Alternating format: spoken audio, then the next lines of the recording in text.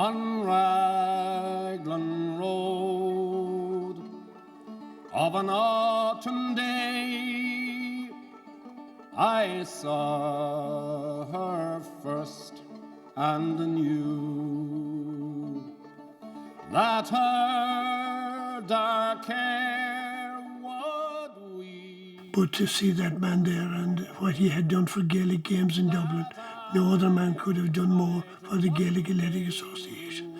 It was a very poignant moment, no question or doubt about it.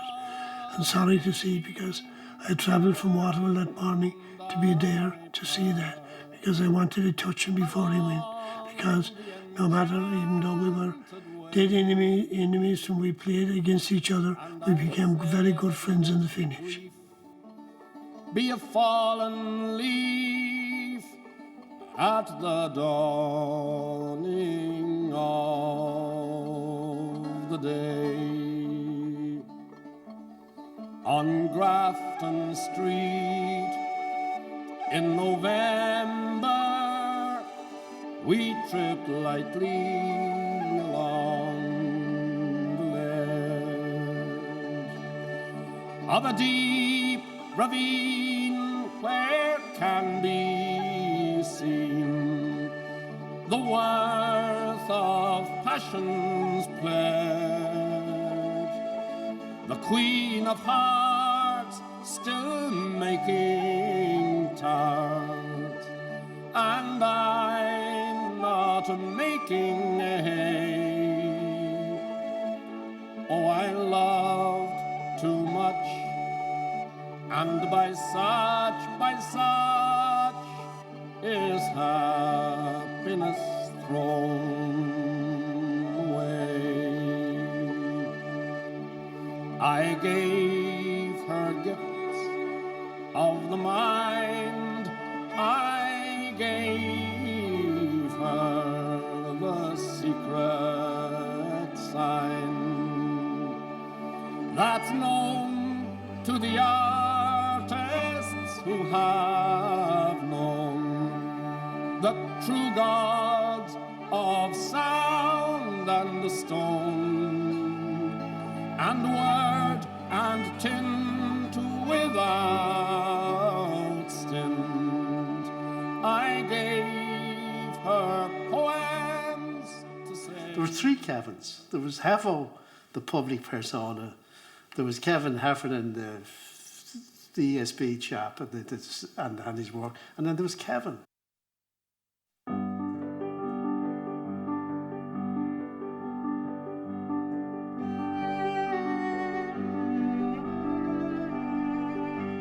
Kevin Heffernan was born in 1929, an interesting period in Irish history. Late 20s and throughout the 30s, I should imagine, was one of Dublin being regarded as the Pale, very much the Pale, the old British influence, which was not particularly sympathetic towards things Gaelic, like the Gaelic language, and by extension the GAA. So traditionally, the GAA struggled in Dublin.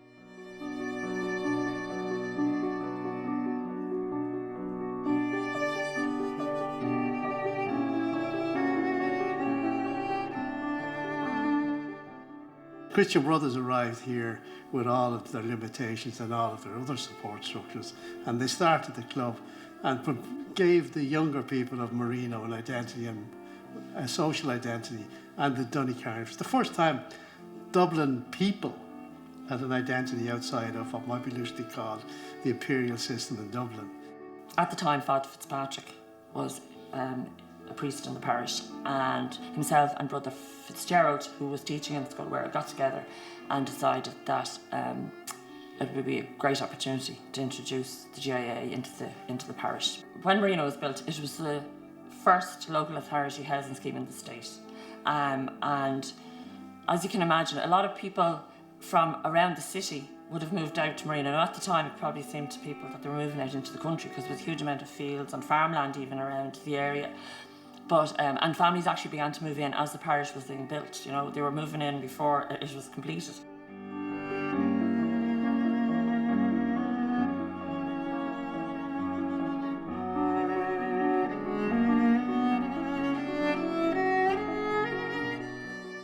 All the Vincent's fellas were nearly all from the one school where the Marino, and then they went on to secondary school. We were in the school teams, and we automatically went to what was called Napiersic, and all the different names they had for school teams within the school. And we played that. Then we graduated into the Vincent's under 12 teams, under 14 teams. So a lot of those lads just had combined the two things and had, were at school and they played the hurling football. Apparently during the war, they used to have huge matches on Griffith Avenue because there's no traffic. But I lived near Fairview Park, and we didn't go down to Fairview Park to play football. We played it on the street. And the only danger was you'd be knocked down by a horse going up and down the road because it was horse-drawn, everything. And we learned our football like short game, kicking the ball around, because if you kicked it any way far, you could break a window. I met Kevin Heffernan when we were going to school, when we played with Marino under 12s.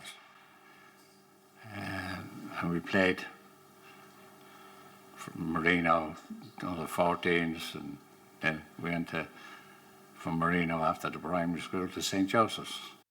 The Christian Brothers education would have taught him his father taught him a love of nature and all that kind of thing, but the Irishness of it, I think, could have been from the Christian Brothers in that. I don't think he ever saw Kevin playing football at all. I don't think he bothered.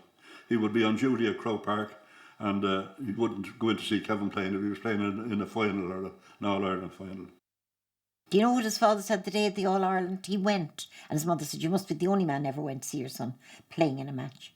So he said, "Well, I'll go, but I'll bring a book with me in case I'm bored." Kevin Heffernan's first involvement with Dublin inter-county teams was in the minor grade in 1946. He was part of the minor team which was beaten by Kerry in the final. And this instilled in him, I think, a sense, and it never left him, as far as I know, throughout his 83 years or whatever. He had this mutual respect on the one hand for Kerry. I suspect he wanted to be Kerry most of all.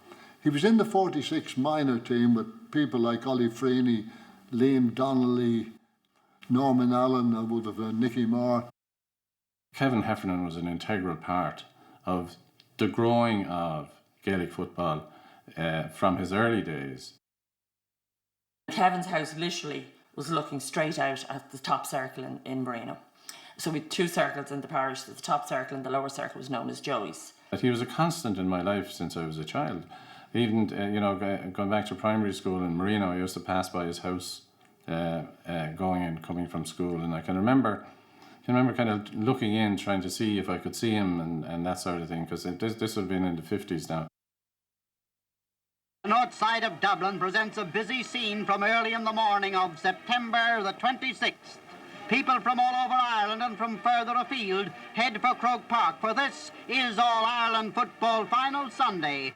When any big match, they used to say, but how many Dublin men were on it? They'd always throw this up, like there was always countrymen on the team. Nothing against countrymen, but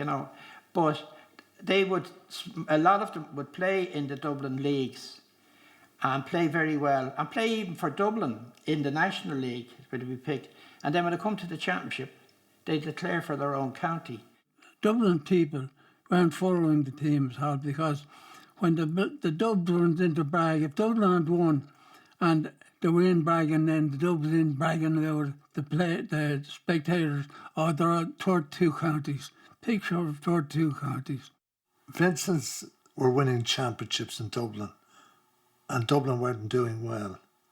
And I think the county board approached the chairman of Vincent's at the time and said, "Look, if we give you the selection of the team, the Dublin team, would you run it for a few years?" So there was a chairman in the club called Colonel Coffey, and he took over the running of the Dublin team. And I think the first thing he did was he put a panel of possibly 12 or 14 of Vincent's players on it. 52, 53, when Vincent's came in, they made the rule, Dublin players for Dublin teams. And Heffer was the leader of that. He was the leader of the pack. No, we'd stick with our own. Because you were playing for the jersey, you were playing for something. And if we were ever to be successful enough, we had to be ourselves and not relying on people coming in and then maybe say the likes of Bobby Beggs, who played with Dublin, played with Galway, that you're always afraid, okay, a guy would start playing for Dublin and then he'd get fed up and he'd go back. But once you were bought into the Dublin identity, you were part of it.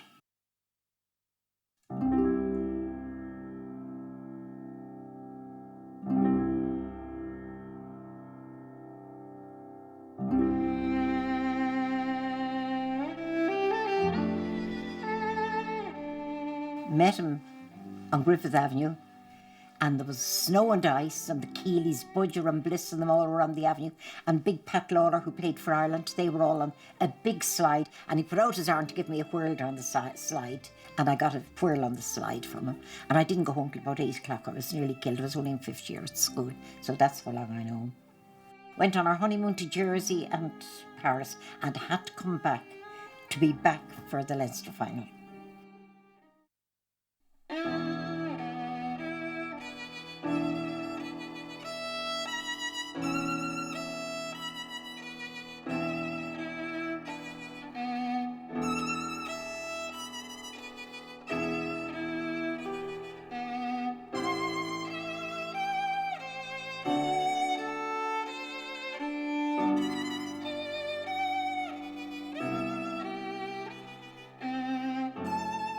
Timmins upfield. Out to Paddy Hawley. A fast sprint by Paddy Hawley down the far wing and across to Kevin Heffernan. Heffernan turns and shoots, and Dublin are 2 points ahead.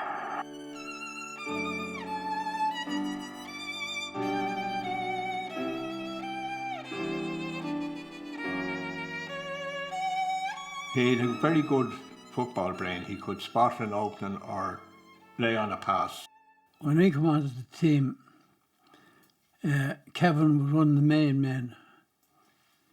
He was already on the Leinster team, which was a big honour in those days. In the provincial, to be selected on the provincial team was the top job. Well, I suppose he was the first man that brought in this roving full forward system into the game. He was a very, very good player. I mean, a top-class corner forward more than a full forward. But he was an exceptional footballer. There was no doubt about that. Most of his football was played at left corner forward, but he moved into full forward with this strategy, and he really became the man. What really attracted me to it, and to a lot of other Dublin people, was in the 50s. Dublin winning National League in 53 with 14 Vincent's men on it. The really interesting part of it, I suppose, and the romantic part of it almost, was that they wore Vincent's jerseys in the final.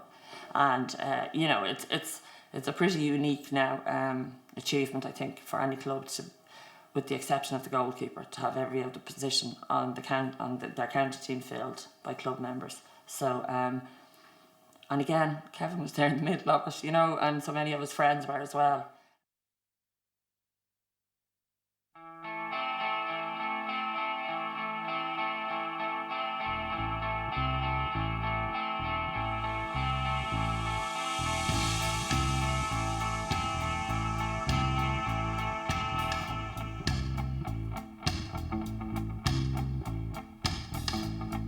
Teacher in the class with a tight grip on my ear,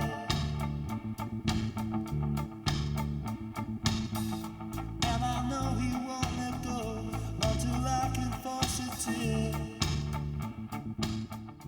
You had to get special permission to go to Trinity from the Archbishop of that time, and the Archbishop in Dublin in the early 1950s was the redoubtable Dr. John Charles McQuaid. So Kevin obviously was prepared to break the mould. He didn't accept that. He saw no reason why he couldn't go to a premier university in the city, that he had an equal right to somebody else. And it wasn't an anti-church thing or not, because he had a very strong faith. He'd go in every single day, and then he'd to be out from there at 8 o'clock, maybe for training 2 or 3 times a week. And he combined all of that.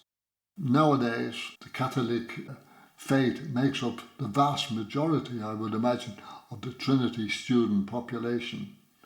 And that might never have happened but for people, iconic leaders like Heffernan, going there in the 1950s. It wasn't widely accepted that was an institution that would be embracing you if you were from the background that you were from. But Kevin did it, and Tony did it in the 60s. It was open for anybody to go along. When I went in the 70s, I went because the number 3 bus stop outside my door, so I didn't do it maybe for altruistic reasons. A group of us, and I wasn't an instigator in this, there was a fellow called O'Neill who was on a scholarship from the American Army in Trinity, and he decided to set up a Gaelic team in Trinity to enter the university's competition. And we all gathered together to form this team, but Kevin was one of those. Got a Trinity pink in Trinity, the first to get a Trinity pink in Gaelic.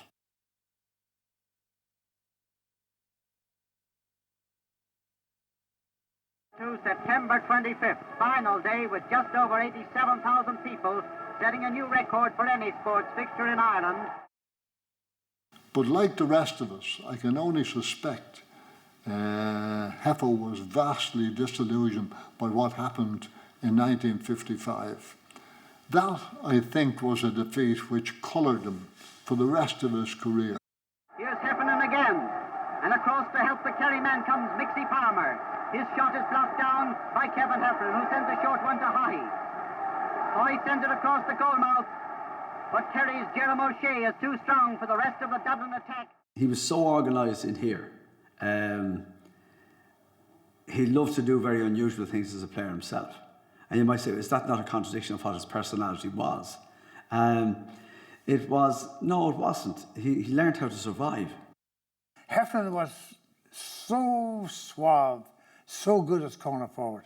It may also be said that he could look after himself. Now you can interpret that any way you like. But with the ball in his hands and a game to be won, he was peerless, really. We also carried into that game in 55 a good few injuries, particularly Seamus Guinness and Kevin. I remember a headline in the Irish Independent, Wilson off, McGuinness unfit, Kerry confident. Because I'd been in the dressing room and I saw them getting injections for their ankles and their knees, so there's no way you play those days. It was physical, not like today. It absolutely was a physical game. You can't criticise a man for getting injections, painkilling injections in his ankle, and to come out and turn out. He was dogged. He would go into the doctor, get the injection, walk home to Raheny, and the next day the foot would be up again. But there was a week or two of that, and then he played. Ollie Freeney, centre-half forward, he was a mastermind of the team, an accountant, so he had a mind that worked in a certain way. Des Snitchy Ferguson. Jim Crowley was a half-back or midfielder, great one too. Mick Moylan, Jim Lavin, Dan O'Mahony, all superb. But with due respects to them all, I think the most superb of them all was Heffernan, who thought ahead of his time. He had a brain that kind of thought out the moves as though he were playing Gaelic football chess. And in the run-up to the 1955 final, this was billed as the defining game in Gaelic games history. And to a certain extent it was, between the old style, as portrayed by Kerry, catch and kick, and the new modern thinking of Gaelic football as a slick, fast-moving, well-thought-out game.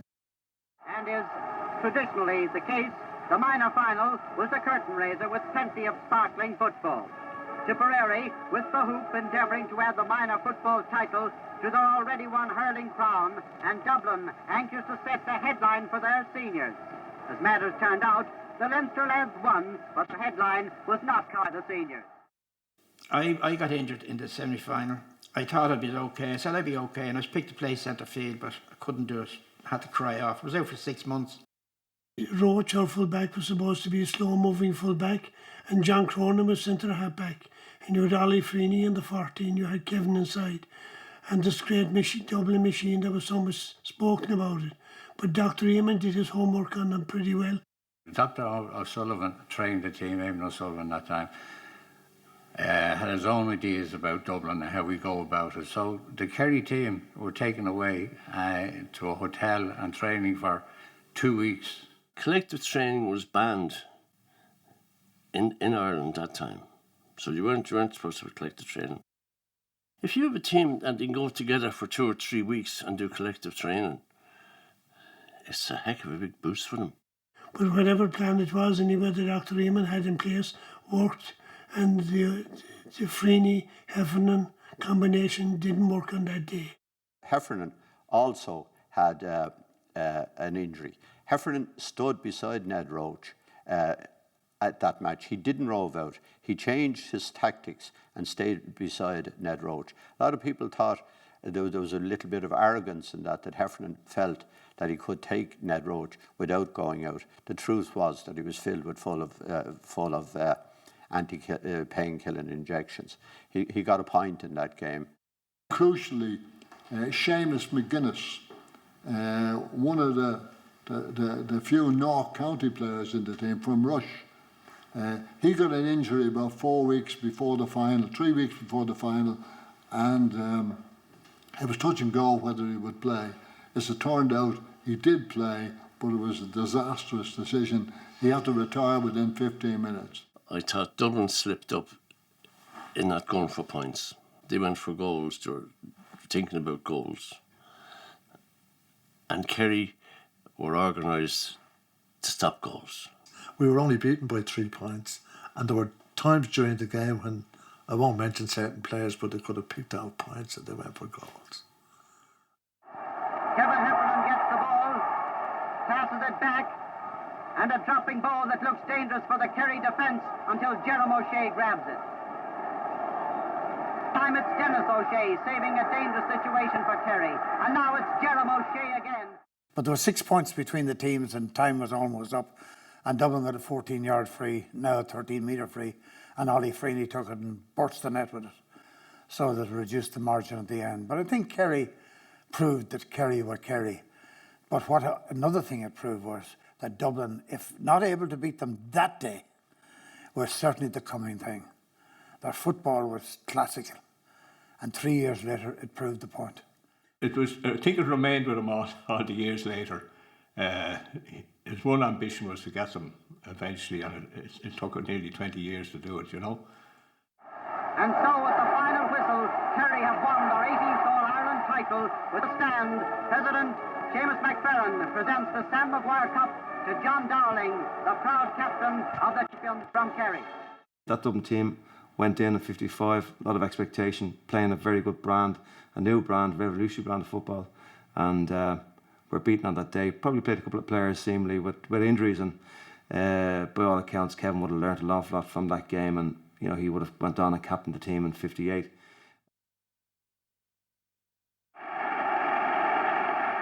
Is there room for all? Well, only just. And these enthusiasts are so impatient to get in that they wade the canal and so jump the queue.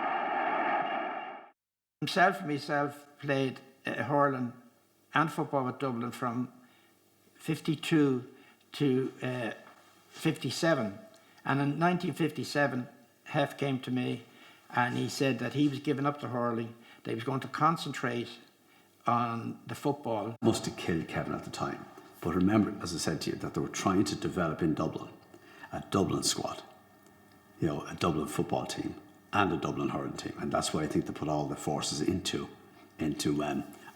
just trying to go for the one. You know, he realised, I'll be better to stick to one of them. And I suppose when it comes to making a decision, you'll opt for the one that gives you the greatest chance of being a winner. Everybody on that team had a style of their own, funny enough. There was Jock High running down with the ball on the ground, you know, and he was the soccer player. And you had all these, Jim Lavin at full, the stalwart at full back, and they all had Mark Wilsons, and there was, they just all had something. A parade of Dublin supporters from Fairview and Marino en route to Croke Park to take home, they hope, the Sam Maguire Cup. There was a fella called Danny Brocken. I don't know whether you've ever seen him. He dressed up as Molly Malone. And he used to go from here down to Croke Park with a horse, a donkey and a coal truck. He was a coal man from Whitehall. And there'd be hundreds following him down the place. You know? And that started the Molly Malone, the Dublin Molly Malone thing, like, you know. Uachtaráin Heron, Haishe Shanti O'Callig attended the games, and he was greeted on his arrival by Most Reverend Dr. Farran, Bishop of Derry. Then a truly historic moment as the men from Derry take the field for the first time to play an All-Ireland final. Kevin made up his mind by hook or by crook, they were going to win the All. He definitely made up his mind he wanted an All Ireland, and that was it. The Dubliners swing back into the attack. Kevin Heffernan gets the ball, solid his way through. He was never pushing you. He was always advising you. You know. He'd been thinking of that day maybe since he started playing football, since he got on a Dublin minor team and a Dublin junior team, no under-21s at the time, since he got on the Leinster team as a regular, winning 7 Railway Cups and all that with the best players in Leinster, and he one of the leading lights. But the one thing he really wanted, to win an All-Ireland for Dublin with the Dublin team. Leading the Dublin team was the captain Kevin Heffernan, followed by Marcus Wilson, Ollie Freeney, Johnny Joyce and Paddy O'Flaherty, while Jim McKeever, Sean O'Connell, Hugh Francis Gribben, Patsy McLaren, Charlie Higgins and Phil Stewart lead the Derrymen. I think that is, well, I think that saw not the end, but it started the end of Bishop's throwing in the ball. Because Kev nearly took Bishop ball and all when it was thrown in. Simon Dignan got the game going and the battle was on for Ireland's greatest prize. Well, again, they were favourites. Like Derry weren't renowned for their football, but they had got through an Ulster Championship. And as I said, on the day, Dublin, in my opinion, were by far the better team. From the breakaway, Derry got into the Dublin half, only to find that Jim Crowley was ready and able to repulse their first attack. And Derry had some very fine footballers like Jim McKeever. You know, they were wonderful players. And sends it back to Jim McKeever. McKeever makes a lot of ground before passing it to Brian Mullen. They won their first Ulster that year, and they beat Kerry in the All-Ireland semi-final on a very wet day, but they beat Kerry, Sean O'Connell and all these. And then Dublin would have more experience than that. Dublin team was very experienced at that stage. Timmins upfield. Out to Paddy Hawkey. A fast sprint by Paddy Hawkey down the far wing and across to Kevin Heffernan.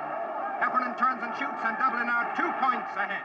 At half-time, we weren't ahead that much.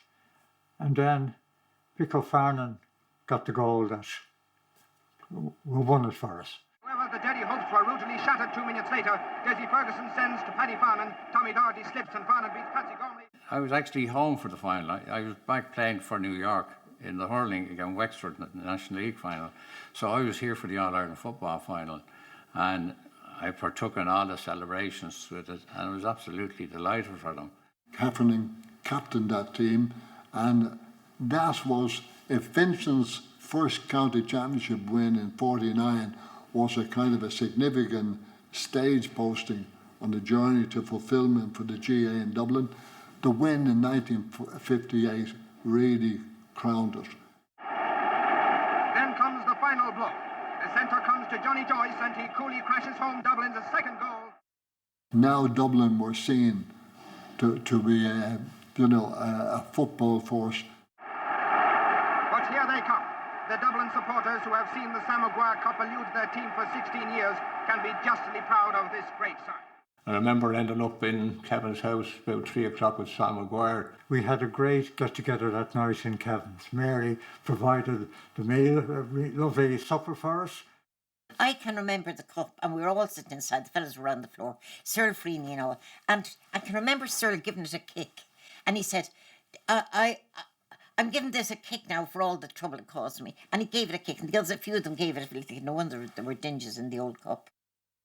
And I remember they came to the school, the two Foleys and Kevin, and I remember as a kid looking up at them and thinking they were giants of men, they were big fellas, and and being so proud that they were in the same club that I was just really starting out on.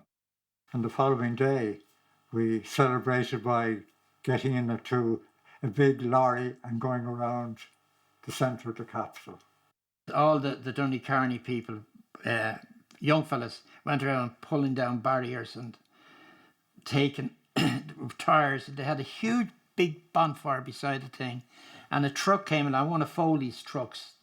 They were hauliers at the time, and the Dublin team were standing on that, and the flames were going up in the air, and next it started to simmer down, and it was dying down, and somebody said, the bonfire's going out, and this voice came, Put another culture on it. I remember shortly before Kevin died, I went in to see him, and he gave me a very firm handshake, and he could hardly speak. And I thanked him for winning that All-Ireland for me.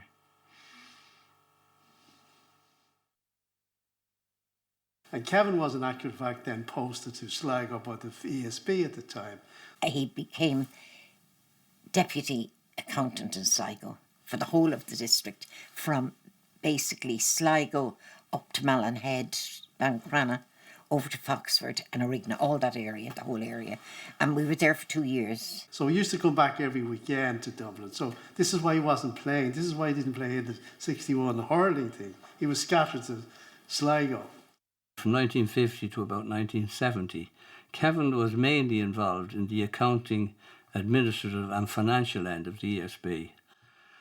And then a man called Paddy Moriarty took over as director personnel. He's a brother of Micheál Moriarty's.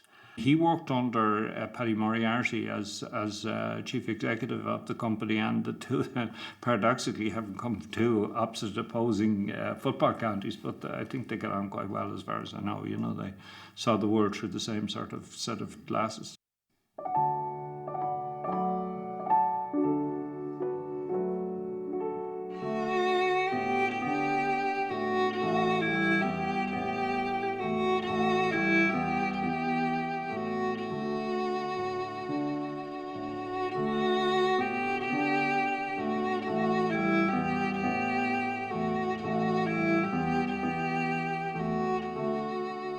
He was in charge of a very big operation because industrial relations in the ESB was then and is now a very important function in terms of the security of electricity supply in the state. I was his deputy for about 8 or 10 years, and I got on very harmoniously with him. He was very fair-minded and he was recognised as such, and he had a lot of respect for people on the union side or people he dealt with, and he had a lot of understanding of their position, and he could relate very well to them. He had a great capacity for deal making and for compromises, which would never have been true in the accounting side of the house. He was a good judge of people, and he got on well. He got on well with people. So in that sense, it wasn't a one-sided affair. You couldn't be effective in industrial relations. You can't be, take a draconian attitude to everything,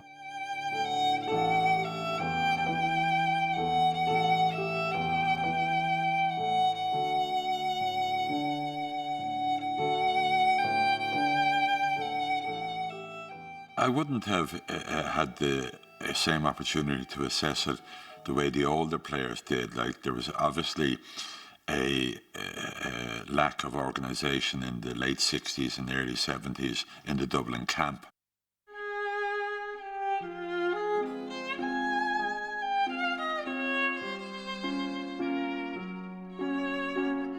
And the interesting thing, which I only found out recently, was that Jimmy Gray asked Kevin to come back in '73, and he picked Donald Colfer and Larkin Redmond, and none of the three had met before.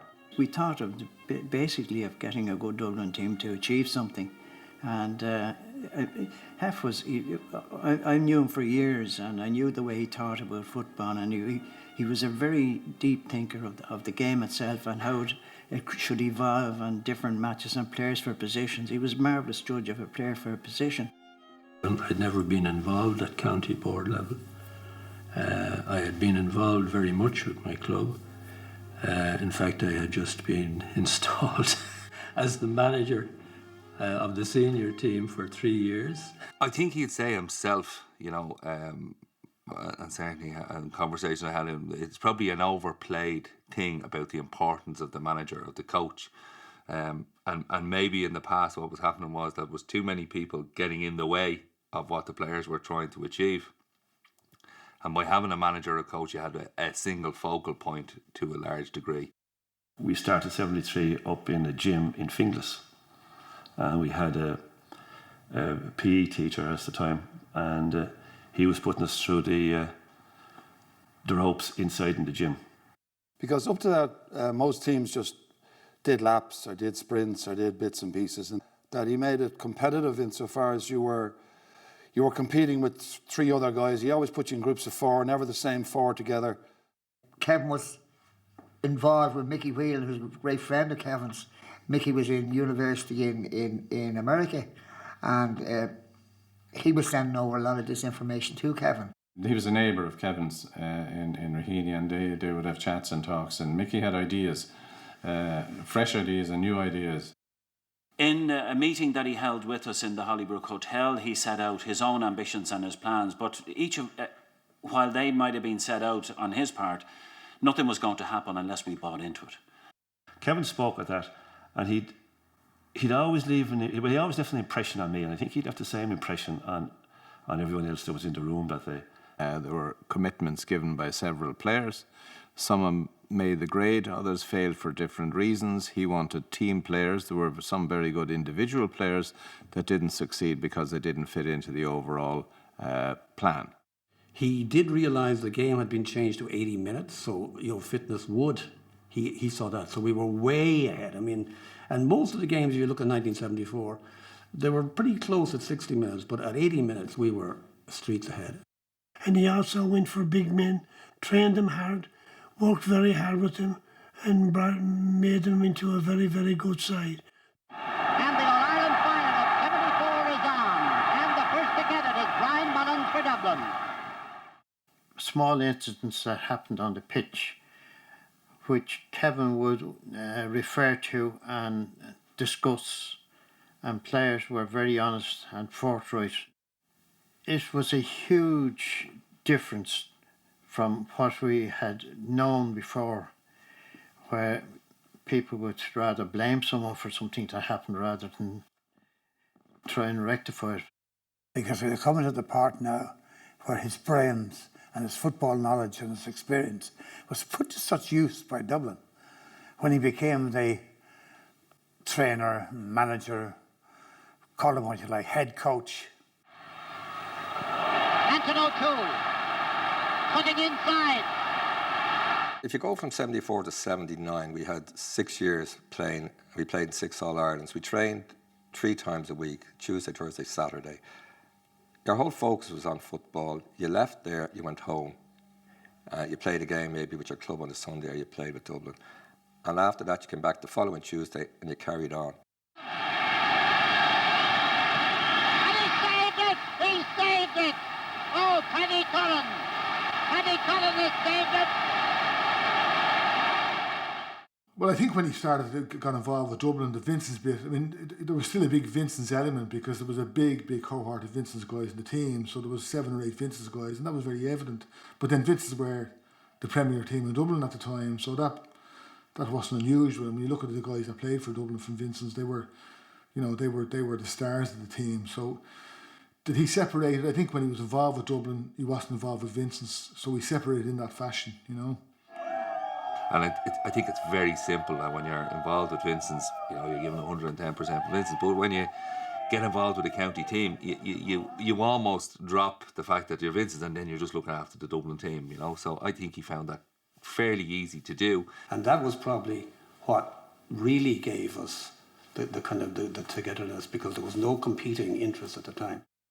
Because in the past there would have been club rivalries that would have interfered with the preparation of Dublin teams, and indeed probably interfered with the actual play on the day. He was incredibly organised. I mean, and he, Phil Markey had been there the year before, and Phil was a great guy, but he hadn't the same organisational abilities. Kevin was also a pretty ruthless guy. If he didn't turn up for training, he didn't play.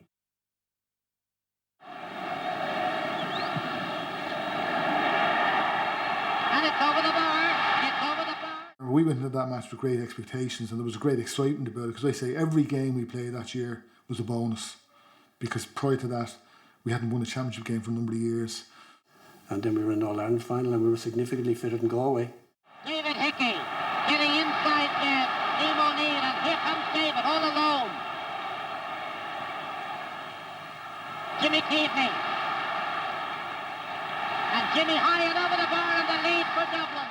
So this is what Kevin strived for, to hit them early in the game, which we did, and in the end we won quite comfortably, much to everybody's surprise, because I say we were at least 33-1 beginning of the year to win the All-Ireland. This is John McCarthy. Still John McCarthy. And John McCarthy sends it over. And once we had that under our belt, we were sort of pretty much indestructible for most of the time, anyway, for the next number of years. The moment Kevin took him over and his army started to follow, it was unbelievable. He was the man that started it all, brought the crowds back to Croke Park. The crowds followed Dublin, and to this day, they're really still benefiting from the Heffernan era. So we must have Dublin doing well at all times. We don't want them to be winning All Irelands regularly, but we give them one every 10 years, which is okay. And if they can do that, they'll keep the game alive in Dublin, and the crowds will follow. Every time Dublin play in Croke Park, there's 80,000 people there, which is unbelievable. So that'll tell you what Heffernan did. He was the man that started it all. In terms of popularising Gaelic games in Dublin, particular football, it was on the decline. It wasn't really popular apart from the usual places where it was played. But that team, which he created basically out of nothing, when you consider they were beaten in the league final that year, Division 2 league final, and then he brought them together, ones and twos, and put a team together that won the All-Ireland. I think it was one of the great achievements, perhaps the greatest achievement ever in terms of management. And they were full of razzmatazz, the crowd, the buzz, the media, the whole lot. And Kevin was this mysterious figure that was leading them. And the stories were going round of like what he was like when he was playing. And so the automatic assumption was that the players that were under him were the same. Like, I mean, we used to hear that he used to tell Mead fellas what they were like when he was marking them back in the 50s. And some of the Dublin players certainly copied it in the 70s. But it was... we were just dying for the opportunity to take them down, and we didn't. Bearing in mind that we came from no place in '74, had won a great championship, played a lot of matches and had done very well, and we were on a roll big time. And we had a very well balanced team. We had a number of fellas that were sort of, I mean, some of the guys in the team were 10 years older than me. So there was a very 6 or 7 very experienced guys and a lot of young guys coming in. And we went into the 75 All-Ireland final full of confidence. Shaking hands. On the right, Brian Mullins and Bernard Brogan on the left, Paudie Lynch and Pat McCarthy. So the only way we could compete against them in '75 was to train harder than maybe Dublin were doing. We did 27 consecutive nights inside in Killarney to build that team. Out, Brian Mullins in possession. And the first score of the game, a point by Brian Mullins. Kevin Heffernan delighted with that one. Kevin got it totally wrong for once. His anxiety was transmitted to the team. We trained every night the week before the final, including the Friday night, which was pissing rain, and we did it for the press. We did a session for the press. So I just think we were caught in a way which, you know, a very young team came in and played the game against us that we had played the previous year, and outran us in the way. He wanted to bury the Kerry guys once and for all and put them away. And of course, we were after winning the All-Ireland, and we were after trouncing everything up like the present team, right up to the All-Ireland final. I think he was almost afraid to be alone that week, so he had a team with him every night. And we were dead going onto the field that day. Out towards Ogie Moran. Ogie cutting through the centre. Alan Larkin is after him. John Egan with the ball now. In front of the goal now. And it's a goal. It was amazing. When our team got off the train in Dublin, there was a lot of supporters walking around and having a look, and the minor team were also coming, and they couldn't, which one of the two teams was the minor team. You know, we had a very young side. With little or no experience. And I think that we sort of felt a little bit complacent about our pace. It wasn't about our football skills or about our ability to play football. But I think at the end of the day, we didn't match them for the pace.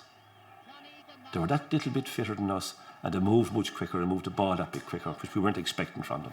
Into Brendan Lynch, his shot and a save Fine save, 2 good saves by Paddy today, and the game is over and Kerry are the champions. And they were brimming with confidence.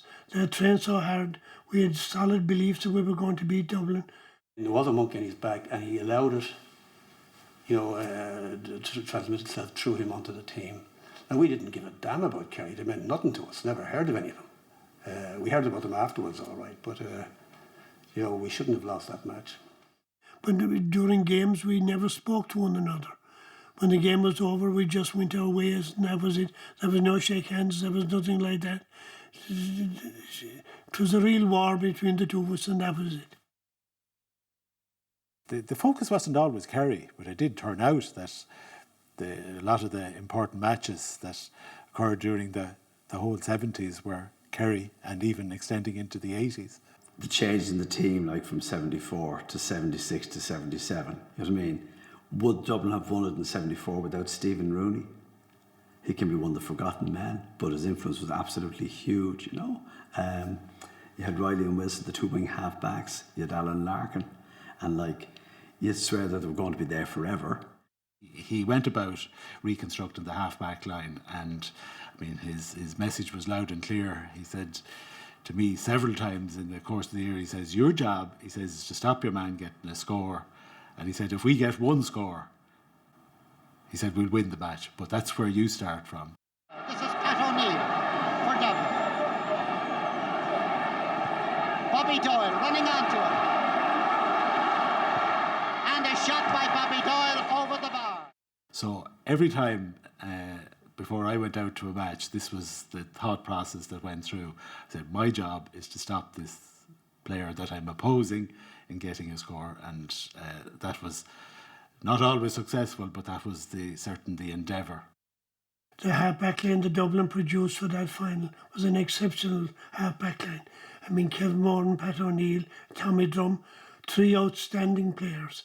And I mean, they were the team. I always said, if you want to build a good team, you build it from the half-back line.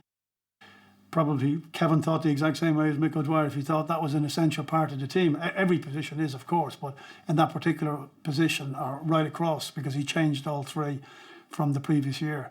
And as you say, it was a whole new half-back line to get used to. Kevin Moran. Not a Kerry man has touched the ball yet, amazingly. Bernard Brogan. Moran had a shot that's gone wide. I would say that his speeches before games would be fairly hard-hitting if Kerry were involved. But, at the end of the day, he was very respected as well to Kerry people. And he's held in very high esteem by Kerry people.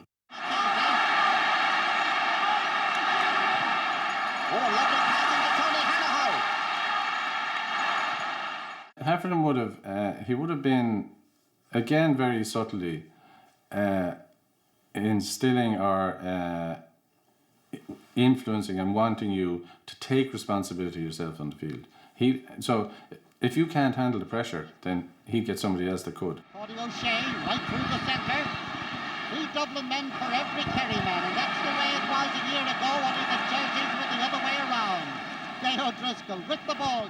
When you look at Kevin Heffernan's involvement and his contribution to Gaelic football, and indeed to the GAA over a career of 50 years as player and manager, you have to say that 1976 was the defining year for him. This is Brian Mullins, and it's another goal! Another goal for Dublin! Not only did St Vincent's win the club championship, but also he aspired to the dream that had motivated him for years and years of taking on and beating Kerry in the All-Ireland final. 17 points to 10. 3 goals and 8 points to 10 points.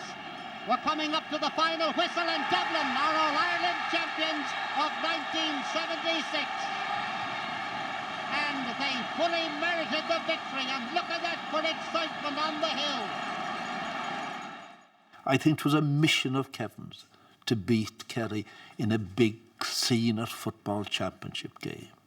Tony Hanaho holds the Sam Maguire Cup high, and what an eye he's got. This is the moment they've all waited for. Kevin Heffernan, congratulations. Thank you very much, Michael. Did you expect it to be so easy? Well, we knew we were going to win. I think we were very confident, at least before we started. Those days too, they used to let the cameras into the dressing rooms, and they often showed the shots of Mick interviewing Kevin and Tony Hanna, who was captain, with the blood streaming down his face. You still see those shots.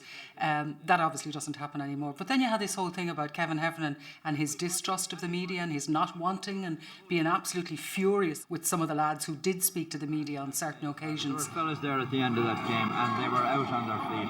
And I think it was a marvellous exhibition for an All-Ireland final. I don't really know whether it was a good match or a bad match, to be honest about it. I'll have to wait to see the television tomorrow. As far as I'm concerned, the result was what we were looking for. If we'd lost today, I think we just might have begun to believe the myth that we couldn't beat Kerry. Well, 42 years, Kevin, since Dublin beat them in the championship. It's a long, long time, isn't it? Well, that's a lot of nonsense in a way, because I think we only played 3 or 4 times in that time. And, you know, one match particularly we should have won was 59. But as far as I'm concerned, it was a magnificent display by 15 totally committed fellas who couldn't have given more for the county. Jimmy Gray, chairman of the county board. What have you to say about it all now? I think all I have to say, Mick, is that I think Kevin Heffernan has waited since 1959 to get revenge for that particular match, and he's done so, I think, quite comprehensively today. He rang me. I was going on a week's holidays over to England with my wife and kids, and he rang me on it was a couple of days after the All-Ireland final, and he said, "I just want you to know before anybody else tells you, I'm stepping down." He lived a very intense life, and it was intense in both work terms, but particularly it was intense in sporting terms. Well, I'm sure he felt that, you know, that was a great way to finish, but Heffernan was never one to think that it couldn't be done again. So, I mean, if you're thinking that, oh, I'm getting out of here, it's never going to happen again, that wouldn't have been the case. I mean, his whole raison d'etre was to make sure that it happened, that it was no big deal to be doing this, succeeding, you know. So all I can give you, the only excuse I can give you that he walked away was pressure work, I'd say. It's 40 to 50 hours a week on top of a real job. And you'd want to be a lunatic to do it, I think, because you're up for hiding to nothing, especially with Dublin. I mean, you to win All-Ireland or you're a disaster. He was such a huge figure at the time. I mean, I often went out for lunch with him, or, you know, maybe went out for a cup of coffee with him, and you're walking down the street and people are stopping him to talk to him, and you're very conscious of the fact people are looking at him all the time. There were certain whisperings, and I was one of the older players on the team. I knew Heffernan better than most. I had been an ex-teammate of his, although he was a different generation than me. Players were shocked, first of all, and you could tell that by the reaction of the lads themselves when he made the announcement that night in the Gresham. Suddenly everybody was brought to attention when Kevin said, look, he had decided to stand down, and that was it. There were some questions thrown at him. He didn't really answer any of them, other than to say he'd made up his mind. He'd informed the Dublin County Board, and he was retiring for personal reasons. We were all taken aback because we felt that we were on the cusp of continuing on what we started in the fall of 73, when we came together as no-hopers, and suddenly we're now, we've contested 3 All-Irelands on the bounce. We've had 3 Leinster titles. We've had 2 out of 3 All-Ireland titles. Suddenly, you know, it looked as though it was, you know, for anybody considering and contemplating retiring, it was the ideal time to go because you were going out on top. I've no idea the reason why. I've never heard a reason why, or a valid reason, one that, you know, that made right sense to me as well. But yeah, looking at it now, there may have been an incident of, you know, I've achieved what I wanted to achieve. We were a tight group at that stage. So somebody stood up and proposed Tony Hanno, somebody had seconded him, that was it, end of story. I think when Kevin stepped down, it would have been very difficult for an outsider. You would have required an exceptional outsider to come in and take over that group at that stage. It was a very mature group in terms of age group, very mature group in terms of their role in life in general. So even under Kevin, although Kevin was clearly in charge, the senior members of the team, indeed all members of the team, including Kevin Moran, who was the youngest member of the team, had a big input into organising the team, into bringing the mental strength of the team to where it should be, and so on and so forth. So it would have been very difficult for an outsider. I think most of the group realised that an outsider coming in just wasn't going to do the trick, and I didn't get much time to think about it.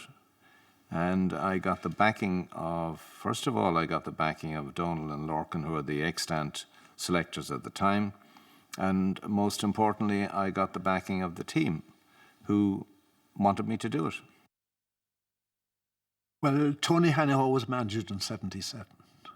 They were reigning All-Ireland champions. And Kerry, you know, did a little bit of restructuring as well. They both won their provincial championships. They were drawn in the All-Ireland semi-final. And Tony Hanaho has it now, in front of the goal. It's a goal! Most hyped semi-final of all time. I forget the crowd now. It was a huge crowd attended a semi-final. And a terrific game of football, rated by many people as the best game of football ever played. This is David Hickey coming away now. This is Tony Hanaho. In now to Bernard Brogan. He's in front of the goal. He can't miss. He has it. One side leading, another side coming back, and very little in it until Dublin got those two magical goals towards the end. And Tony Hanaho was involved in one of them. A great team effort, a great day, and a fantastic win for Dublin. And there's the final whistle, and Dublin have qualified for the All-Ireland final of 1977. When we beat Kerry in the semi-final, for the first time, Kevin arrived in the dressing room. And that was the first time he had any contact with the team or with the management since he left the previous September. He did come into the dressing room that day. He wanted to congratulate the team, and he thought it was a great day and a great victory. And then they went on to beat Armagh in the final. So Tony Hanaho did a brilliant job of, if you like, getting the team. Maybe they were at their peak that year.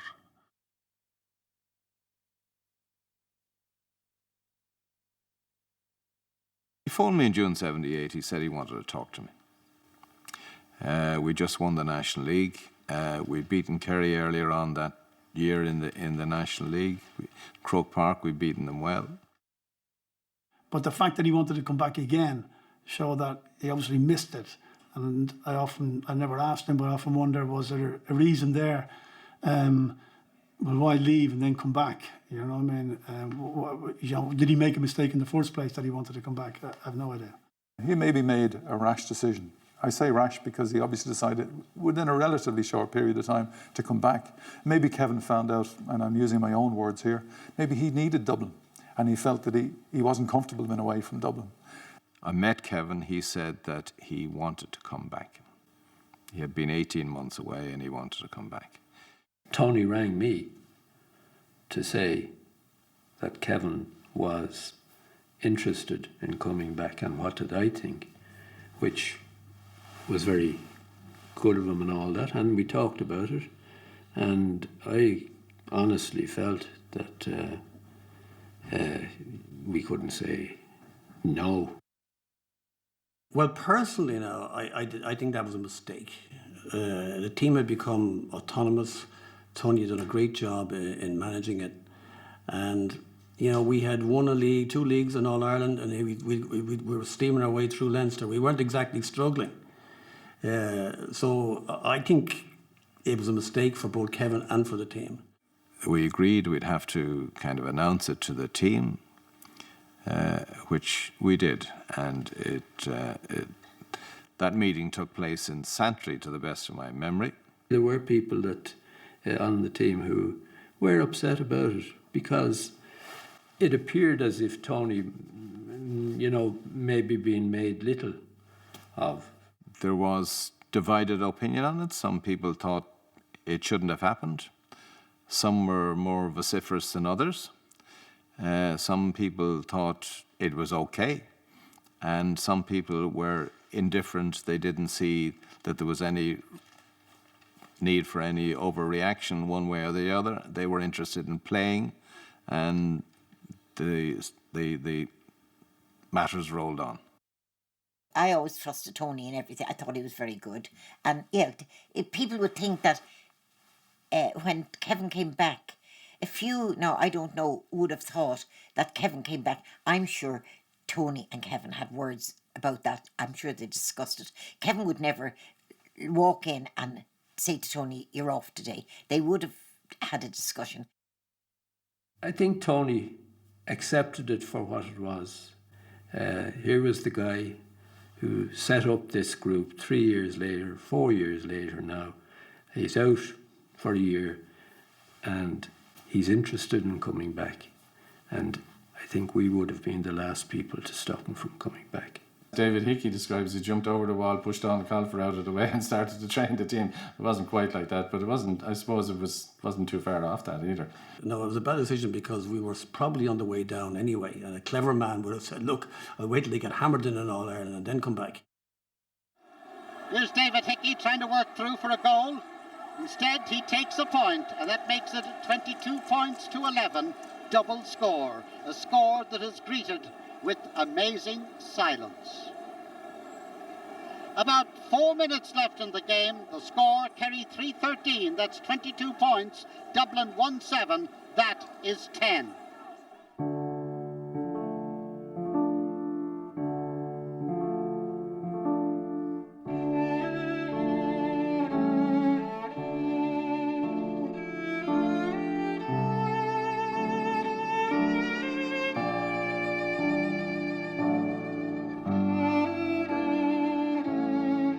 I never had a discussion with him about his politics, to be honest. I would have identified him as middle class, fairly conservative socially and economically.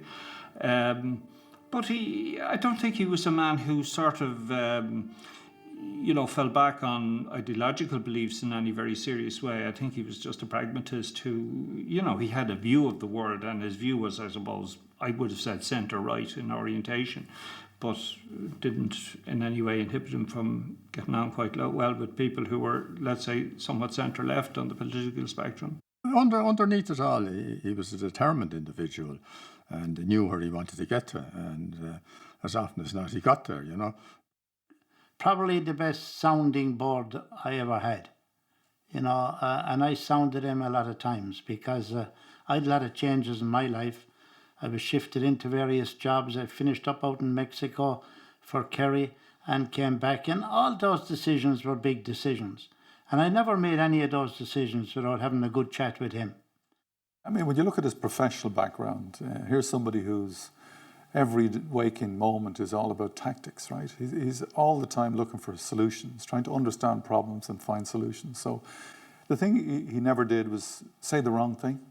When he came to work in the Labour Court as chairman, he respected everybody and everybody respected him, and he had, he got on very well with them, and he worked very hard, and on disputes and that, and into the late hours. And if you rang him up and said, look, there's something about match on Sunday, I just want to talk to you about, do you think your man...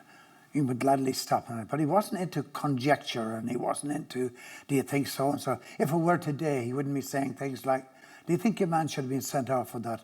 Don't know, I'm not the referee. He minded his own business, and the business of his team, and other teams were left to their own devices. When I started working with him, he was manager of the junior team in Vincent's. So the first thing I had to do was, get all the addresses and phone numbers, and then the young lads would ring me and say I can't go training, and I said, well, I'll have to put you through to Kevin, So by the time the phone call was finished, they were going training, they thought I was an easy. So, and they won the junior title that year, and he was very happy.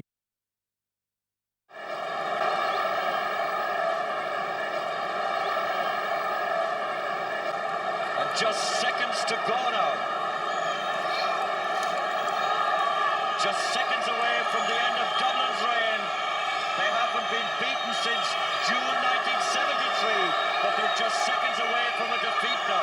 There will be some time on it all. No, there won't. It's all over. We started beating Dublin in 80. That was our third attempt. We had lost a semi-final and a final. And then we beat them in the second half. We were dire in the first half, and we made 12 switches at half time. It's hard to believe it. I don't know how that happened, but it did. But the key factor there was Matt Connor scored a brilliant goal, and that changed it. We won by a point or two. And without that goal, Offaly would never have been heard of again. Like 82 was the third year in a row where we just had failed to step up to the plate. And it's all about the teams that turn up on the day. If you don't turn up for Kevin, he was pretty uncomfortable about that.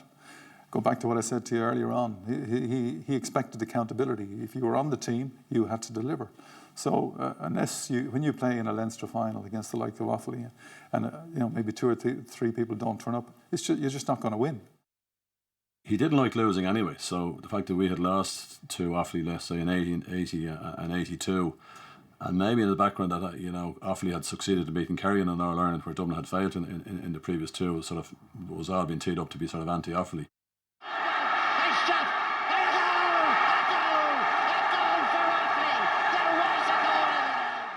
The following year, we were definitely complacent. And I would say, knowing Heffernan's football brain, not to mention his intellect otherwise, that he would have assumed that would be the case, because we had celebrated very wisely and unwell. And I mean, it was the most famous All-Ireland in a lifetime at that stage, with the Derby goal and all this stuff. And I'd say Heffernan lay in wait the whole winter, and he said, let them celebrate, the more the better. The more Seamus Derby appears on television with that famous goal, the better it'll be. He stuck with it, and fair play to the man. When 83 came, he had built another team. I don't remember any words other than words of encouragement. It's probably, in my mind, the most interesting time or one of the times that Kevin's mettle for managing players and teams was really tested. But he was a great help to me in many ways. He helped me so much over the years, but especially initially when I went down there first, he gave me great help, great encouragement. Obviously he had Donald and Lorcan with him as well, who were, all the time looking at what was happening within the club scene. But I suppose primarily he was working hard at it all the time. He probably knew that there was a lot of talent in the county still at that point. As far as I would be concerned, he was the main man, and I really don't know what advice he took off, say, Donald Colfer and Lorcan Redmond. I'm assuming he discussed the team and the selection of the team with them. We're playing Derry up in Balaki, and I was sitting about 3 or 4 rows back from him, and that was in the days when you could drive up to both sides of the quays. And we came to the Halfpenny Bridge, and the bus stopped. And Kevin got off the bus, and I remember thinking, what's he doing? Where's he going? And I'll never forget, he came back and he had 40 Sweet Afton in his hand. I remember again that sensation, saying, Jesus, he's got these guys in the palm of his hand. He could tell you what's going to happen in the first 10 minutes, what to look out for, what their game plan was basically. Because he would watch or got information on them. Wherever he got it, he used to know how they played, where the ball was going to go, first 10 minutes, next 10 minutes, next 10 minutes. He knew it down to a T. It's the way he was talking to them and the way he was nurturing their obvious ability and enthusiasm to play at county level, but he was getting into their heads in terms of what it required to go beyond just wearing the jersey. And that was one of Heffernan's skills, was to be able to pick a guy from obscurity almost, playing with junior teams and so on. He always gave them a chance, and a lot of them would have performed very well for him. Offaly at that stage now, who had been beaten, say, in 78, 79 in Leinster finals, had they 3 on a trot at that stage. So they were the team to beat, and we weren't given a chance against them in the Leinster final. I don't think there was any love lost between him and Eugene McGee. And, there was a lot of build-up to the game. They were expected to win it easy. That would have, Kevin would have loved that, Tommy Conroy gets a toe to that. PJ Buckley. Kieran Duff fouled. I remember Kevin saying something to me, in relation to, and I had a private thing going on with Kevin outside of the Dubs, and we met one day, and, he just said, these Offaly boys are taking the eye off us, if you know what I mean, and I think we've a really good chance.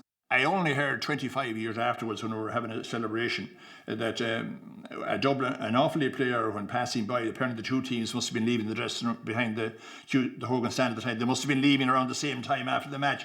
And one of our players injudiciously said out loud in the presence of Heffernan, or near enough to hear him, "Oh, geez, I thought Dublin would have given us a better game." Well, now, if I had to hear that for the following year, I would have been ready for it.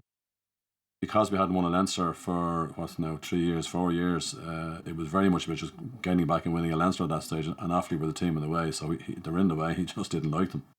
It's free.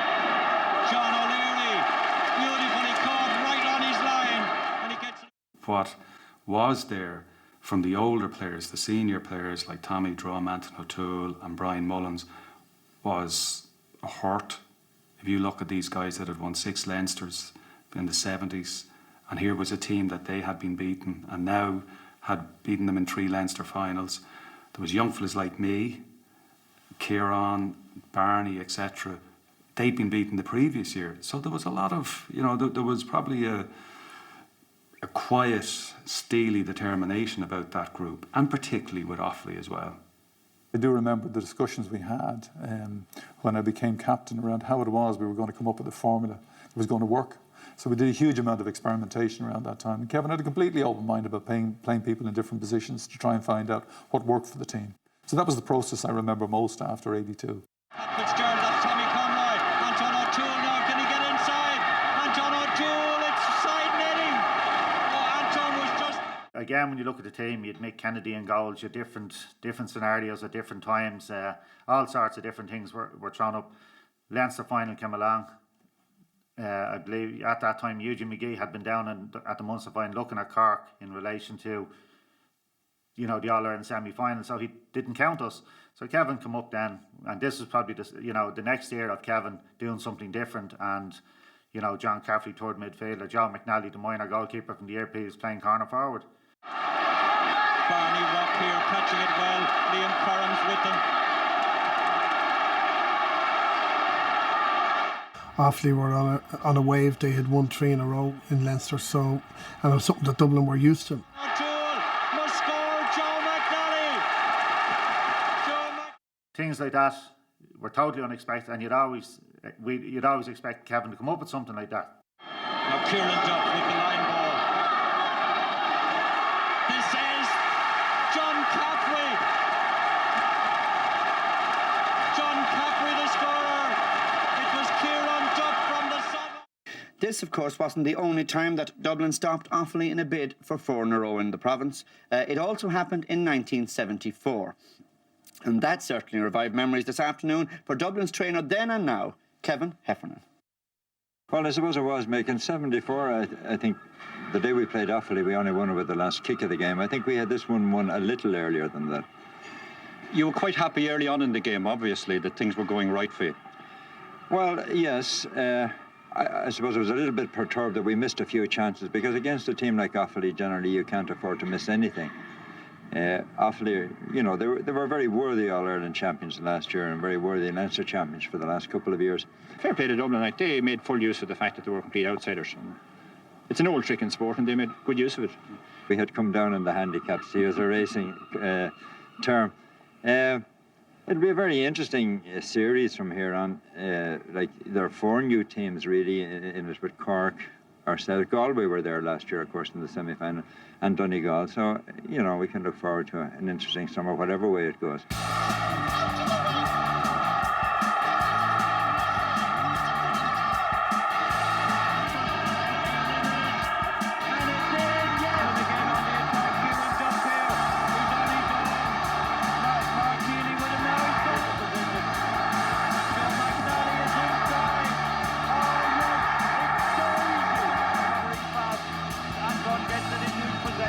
And across, Barney Rock is there again. It must be the goal.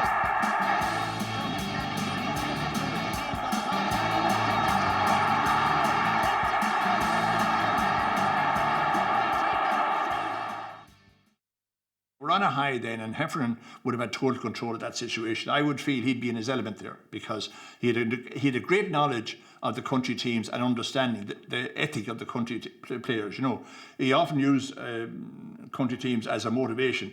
You know, we have to kick the shit out of these countries. You know, and that's fair enough. Everybody does that sort of thing.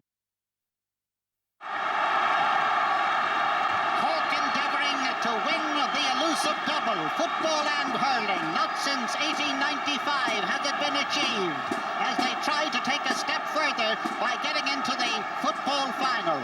Dublin intent to stop them. Dublin with their mind made up that their place is against Galway in the final. But he fundamentally changed between the 70s and the 80s. In the 70s, he was dealing with a group that he knew really, really well. In the 80s, he was dealing with people that he didn't know as well, and he tried to look at different ways of how he would get into their heads. So in a funny sort of way, he did something that surprised me, because he actually put an awful lot more responsibility on myself, Brian and Anton, to actually manage the team talks. Especially Tommy Drum, because he was there, done that, had all Ireland medals, you know. Anton O'Toole was hugely important, especially for the team talks, you know, what they used to do in previous games and how they won All Irelands and what they did in All Ireland semi-finals, how they won it, and when times got tough during the games, what they had to do to turn games around and how to win games, especially when your back was against the wall. And that was an uncomfortable space to find yourself in, right? Because you don't know what to say. You have to think deeply about what it was that was going wrong, what it was that those players saw in our panel coming through as successful minors or 21 players. And Kevin, he blew me away in his capacity to be able to do something as completely different as that in a relatively short space of time. Jerry Hargan going out for the ball, passing it now to Tommy Conroy. Tommy doesn't dilly-dally this time, he gets rid of it to Pat Canavan. Back to Cork, I mean, Cork had been beaten by Kerry down in Munster for years. We wouldn't have taken them lightly. This is Barney Robb. This is Tommy Conroy. Still Tommy Conroy. He takes his shot. He takes his point. They probably thought, well, here's a Dublin side that's, you know, where are they at? And would have fancied themselves up in Croke Park, and you saw the display by Dinny Allen that day.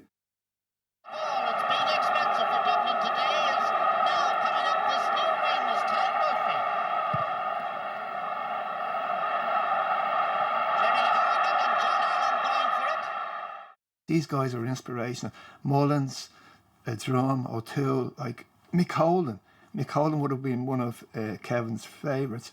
He used to always look to Mick, and Mick used to be able to give us inspirational speeches. You know, you'd go in there and you'd leave the dressing room or a team talk 7 feet taller than you went in. You know, you could feel like you could go out and beat anybody. With 5 minutes to go, I think we were 5 points down. I always remember we got a 50. And I didn't know whether to pop it into the square and look for the goal or put it over the bar. But there was a bit of an incident in around the box. So I decided no, in that time, couple of minutes that was going on, that I'd try to put it over the bar. So we did put it over the bar.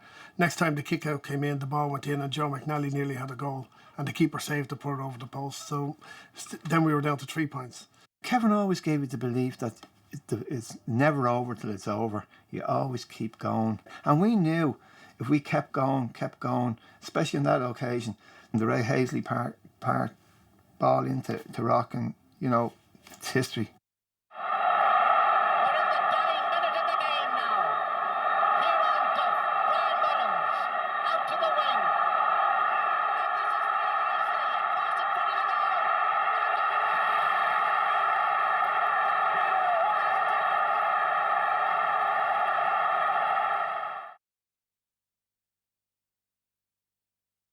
Replay in Cork, like you say, it was one of the great days for Dublin football, but it was one of the great days. Like you say it was for Dublin football, but I remember it as one of the great days. I remember the razzmatazz around it and the lead up to it, and Dublin saying we're going down to Cork and play them in the replay. I remember Charlie Haughey going down in the bus, and with the Furies and a few others. Don't know who the rest of them were. We got on the team bus and we got an escort from the guards to Páirc Uí Chaoimh, It was absolutely brilliant. It was like playing in an All-Ireland final, and all the Dublin fans were along there. We'd go out onto the pitch, and it was like Hill 16 had moved from Croke Park down to Páirc Uí Chaoimh. It was like a home game for us. We couldn't believe it. So, you know, it made us feel at ease, and we were very relaxed. I felt going down there, we felt we were getting a second chance because Cork should have won the first match. They kicked an awful lot of wides. They'd most of the possession in the second half, and the late goal by Barney got us out of trouble. So going down there was a new experience, playing an All-Ireland semi-final outside of Croke Park. And we spoke about the drawing game and all that, and I said, it's hard luck, Kevin, having to go to Cork now for a replay, their home venue and all that. Not at all, he said, that's the best thing of all that we're going to Cork. And I couldn't understand that logic. He said, mentally they're 5 points up. They were 5 points ahead. They let it slip. That's the way they'd be thinking. They think Páirc Uí Chaoimh will be worth another 5. They're 10 up before the game starts. If you can score early against a team like that, you have them worried. A blitz start would be great. So we're here participating in a moment of history. The first All-Ireland semi-final in football to be played outside Croke Park in over 4 decades. And that first Dublin attack is broken up by Kevin Heffernan. It comes to Brian Mullins in the early seconds. Twice he's in possession. Gets it to Barney Rock. He's playing right corner forward, and Cork have switched the defenders along with them. Anton O'Toole here. Kieran Duff now from the left wing. The shot from Kieran is about 25, 30 metres out. Is a point. We had a meeting prior to that game, and there was a good lot of things ironed out the week before. And again, I think Kevin's little ploys that he does. We were looking at the video of the game, and Brian and myself would have had a kind of bit of banter between us, myself and Mullins, and you know, Brian would have made a comment, or Kevin would have made a comment about me holding onto the ball too long or something like that, and I would have had my comment back. And of course, Kevin, I won't say he set it up, but he had myself and Mullins going back at each other, and of course I contradicted Brian, as you know, and he contradicted me. So there was a little bit of banter there. When I say banter, heated banter, but as it turned out, it cleared the air a little bit in relation to stuff, and of course it's history then to the way the game went. And after that, Kevin Kelly, it goes through. This is Barney Rock. Michael Creedon has to come out. They're in terrible trouble. That's a penalty. Surely a penalty. And I remember the match, and I remember Brian Mullins, and Brian Mullins was outstanding that day. And that was a fantastic occasion. Facing a penalty in these first early minutes. And it's in, yes! Brian Mullins has made it! And they expected to win that game easy, you know, and we knew if we could go down there, get a good start, stay ahead, that we would beat them. I mean, when you're in possession, the one thing, it's all right having the ball, but when you have people making really good runs, and Kieran was great at that, you know, if he made a run, you just automatically saw him, and it was easy actually just to pop the ball to people like that. Even greater than if this game had gone back to Croke Park. Dublin again on the attack. Kieran Duff here. He's on his own. Mark Healy with him now. He's got it. I remember like coming attacking through the middle. Tommy Conroy was ahead of me. He was soloing, and I came on his shoulder, and I let her roar. Tommy popped it. I kept going. It opened up for me. I was just about to, you know, sort of setting myself to take a point, and it opened up again. So I went another few, and I just stick it bottom corner, and lucky enough, I went in. I could have went the other side of the post, just the same. And we played some remarkable football in the replay, and that was the icing on the cake, I suppose, for me looking back in 1983, because Kevin picked a lot of people in unusual positions, and Tommy Conroy had a remarkable game at centre forward. You know, Joe McNally, who would ever have seen him playing in the position he played in and doing some of the things he did? Kevin saw it. Barney Rock runs into position. Joe McNally is inside. Oh yes, it's so easy. And he had the foresight to do that, and to trust Brian as well, coming back from that very serious injury he had, and give him the responsibility and the accountability for delivering in the middle of the park, even though he should never go and play football again after a very severe accident. We went for a few points, and probably about 7 we decided to head for home, and we were driving past Páirc Uí Chaoimh, and Kevin and the team were just coming out from Páirc Uí Chaoimh at that stage. And as you know, Páirc Uí Chaoimh is on the banks of the river, and Heffernan was skimming stones along the water there. Wasn't doing it very good, but he was doing it anyway, you know. And it was interesting to see a man of his stature doing that sort of thing. We went to Cheltenham one year, and of course we arrived the first night full of the joys of life, and I made it my All-Ireland final anyway, and had a few too many. I was used to take a jar at the time, and Kevin was sensible enough, so we went to bed. We were in the one room, and I during the night had to get up for a moment. Went, as I talked to the gents, and went out the front door of the bedroom out into the hallway. Jesus, there I was outside in the nude, and I knocking at the door, Kevin, and I could hear the voice inside. Yes, who is there? You know, he knew bloody well who was in there. Kevin, I was panicking at this stage. I says, how will I go down the lobby like this? If anyone comes up, what will happen? And I bang it. He left me there for about 10 minutes. And left me in. Then he says, you'll go out the right door the next time.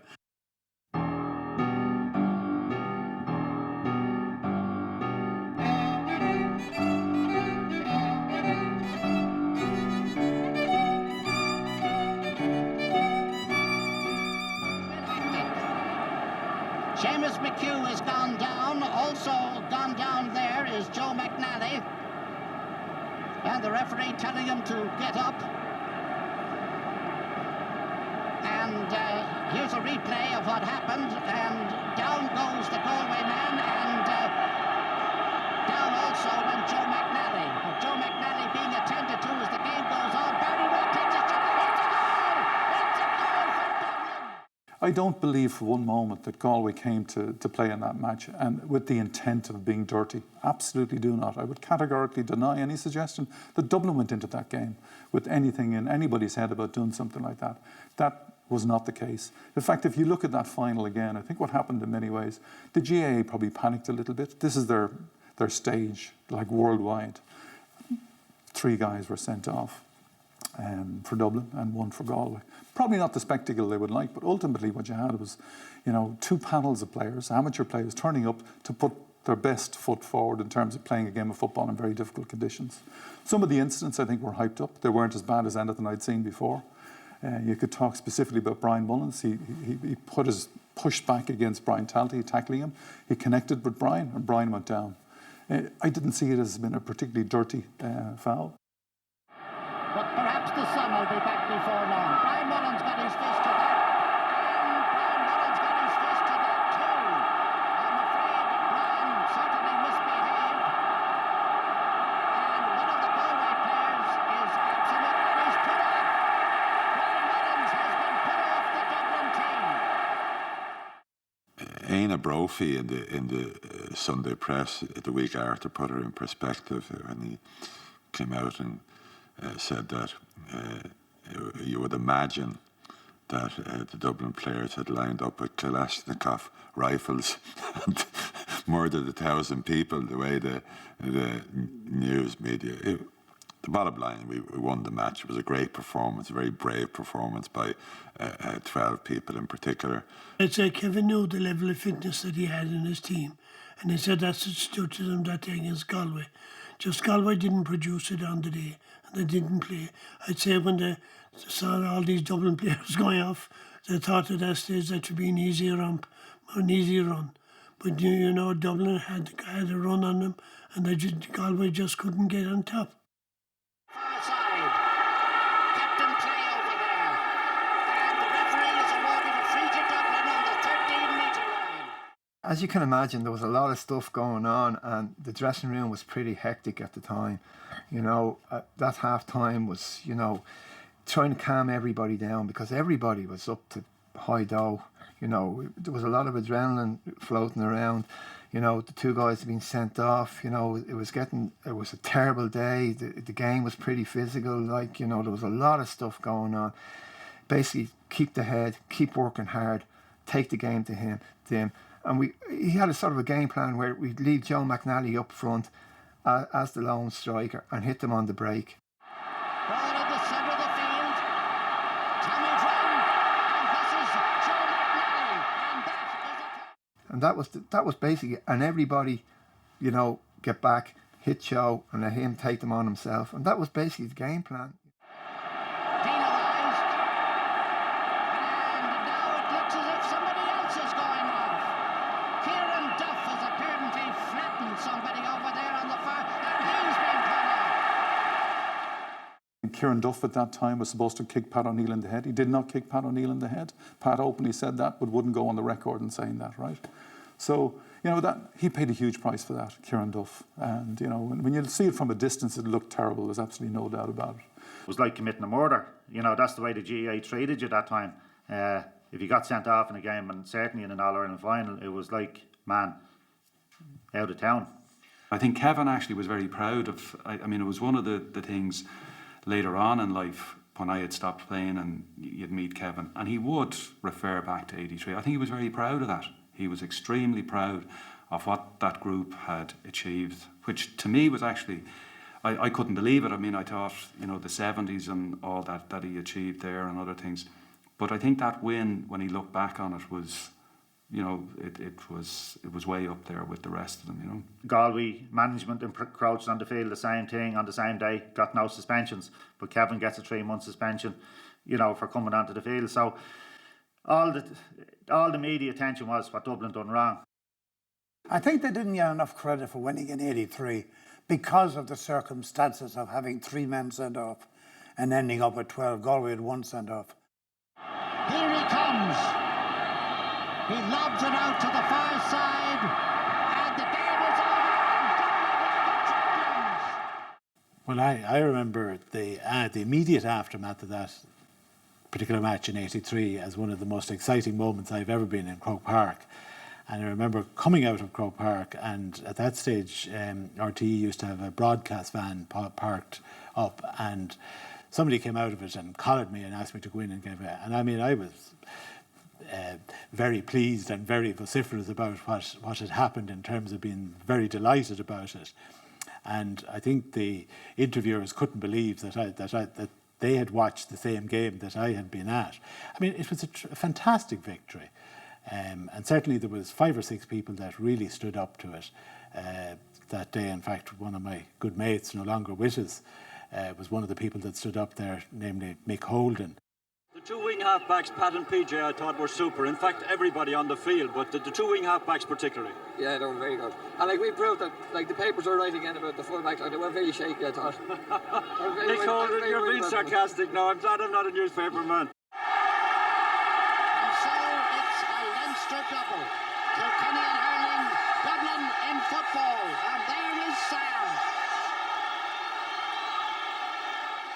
It's very hard. I find it very hard to kind of make any constructive comment about how the match went. It was a jumble, it was confused, it was a very physical game, and the conditions didn't help. Why do you think it was so physical? Was it the conditions, the wind and rain? I mean, that made it a lottery for a start. I think that was part of it, but I think, you know, there was so much written about Dublin, and Galway decided that their best way, particularly playing against the wind, was to make it a physical game, and like, we responded, we made it a physical game. And the keeper had the bad kick out, and I just caught it, and I just said I'd go for it. And he was nowhere near his net at the time, poor Porrick. No, I thought in fact he was going to get it. It was just, unfortunately, it just dropped in time. Kevin would have been in a very good place. The All-Ireland was won, and he would have had all the confidence and all the ability to stand up and defend that situation. It was an All-Ireland won, and that's really all that counted, because he had seen both sides of it. He had seen the losses, and he had seen the victories in his own playing time and in the 70s. And he knew that was the most important position to be in, and he wouldn't really have cared what anybody thought as long as it was delivered. And Kevin wouldn't have been. I mean, we went to the hearings and got our suspensions, but took them on the chin, you know, life goes on. We had a very, very long campaign. But the spirit that Kevin instilled into that 83 team is something quite remarkable. You know, we got to the final again in 84 and we're beaten in the Centenary All-Ireland final by Kerry. So Kevin still had an appetite to stay there for a number of years after that.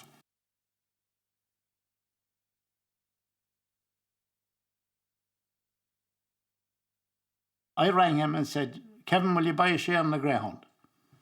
And the dog was called Lugnakilla, I think, or something, after a mountain in Kerry.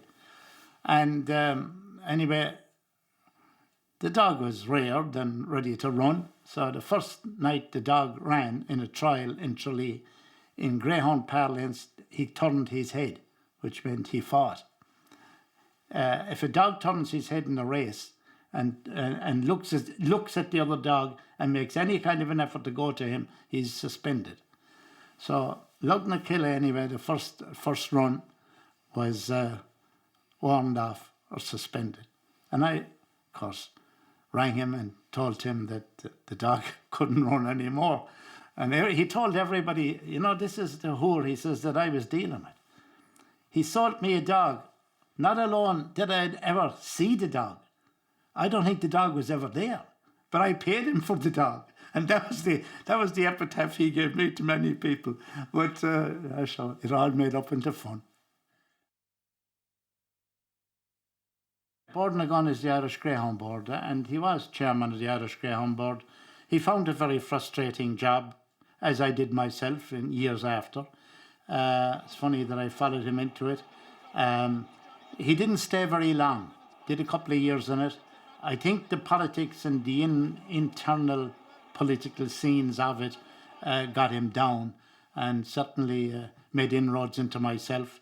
But he was very involved in the refurbishment and the development of Shelburne Park, which is the leading greyhound stadium in the country, and did a fantastic job while he was there.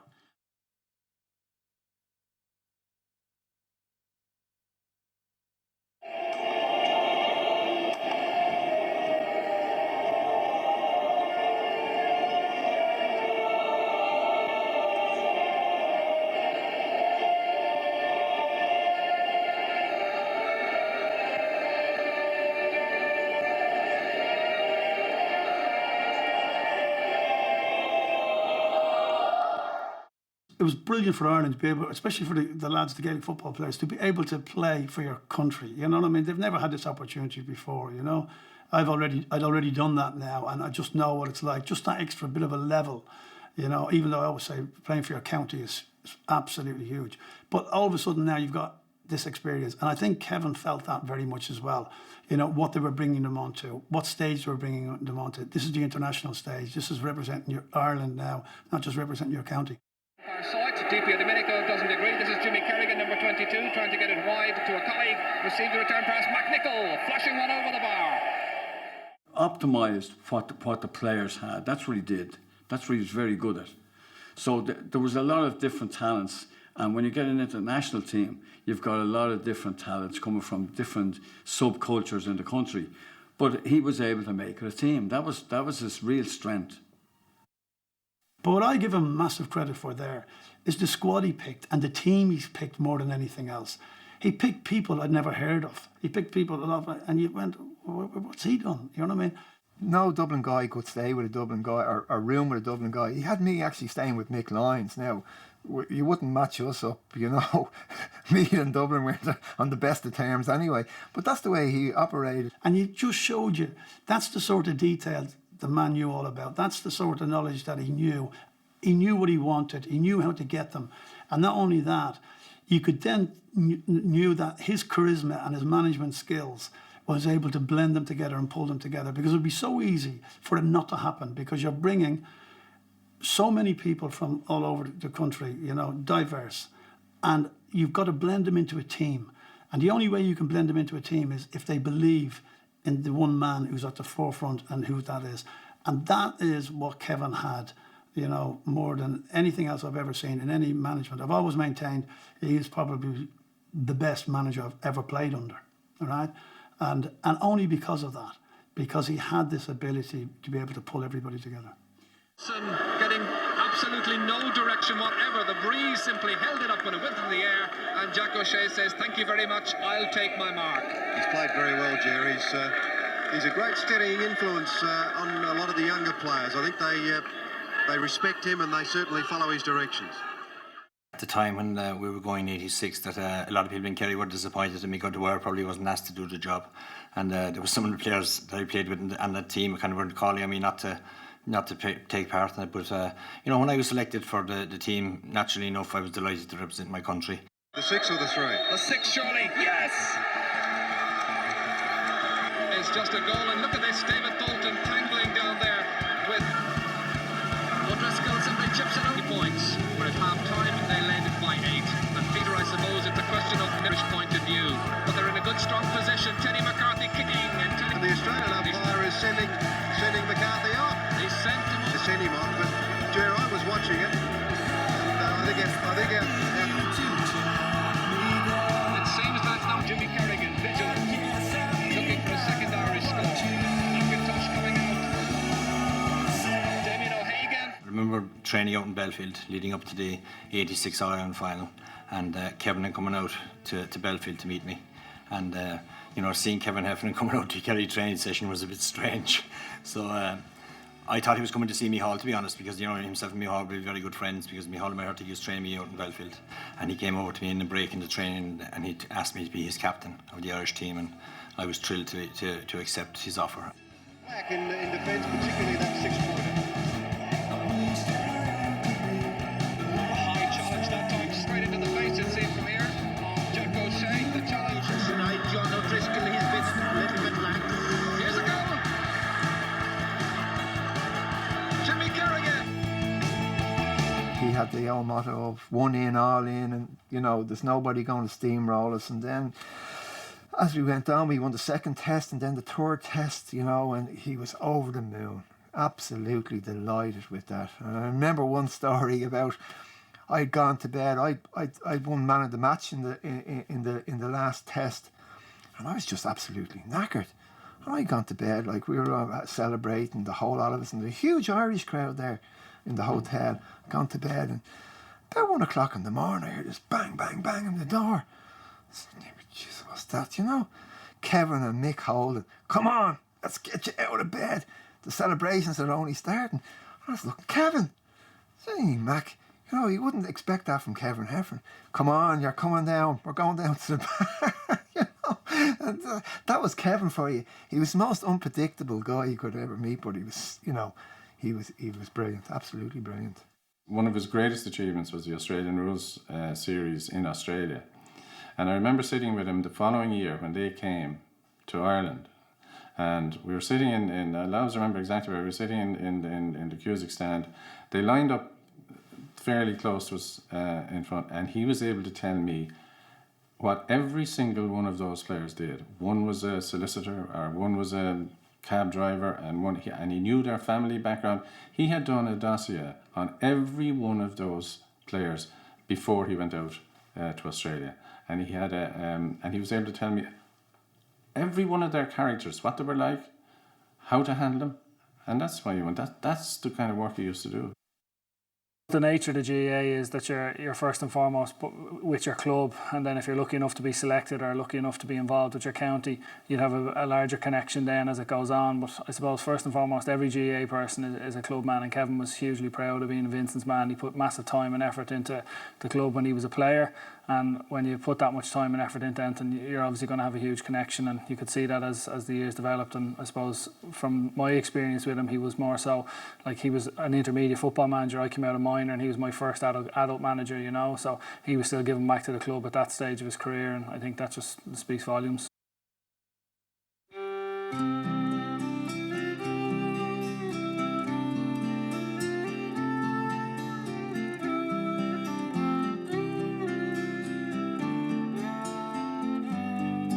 In Dublin's fair city, where the girls are so pretty, I first set my eyes on sweet Molly Malone.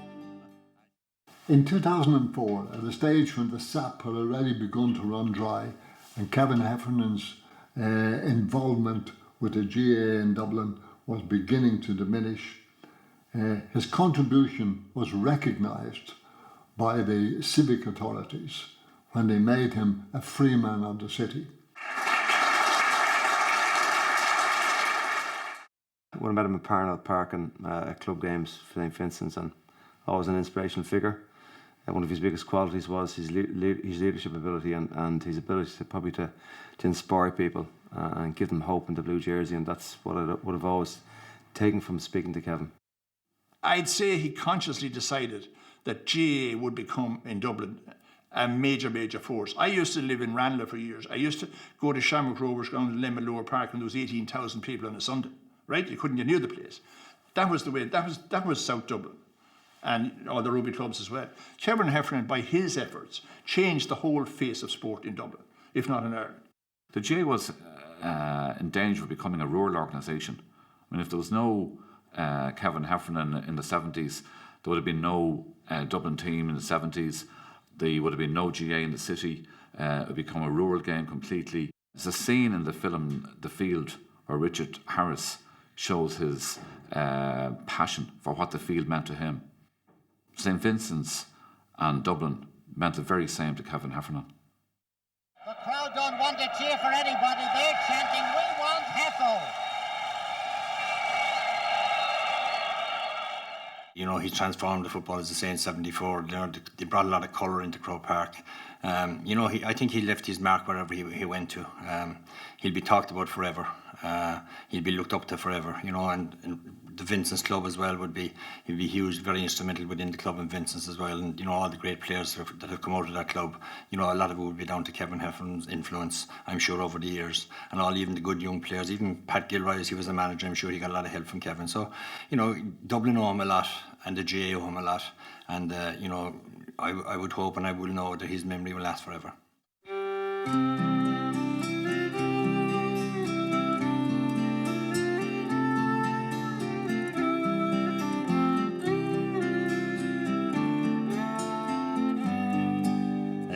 Dublin's fair city, where the girls are so pretty, I first set my eyes on sweet Molly Malone as she wheeled her wheelbarrow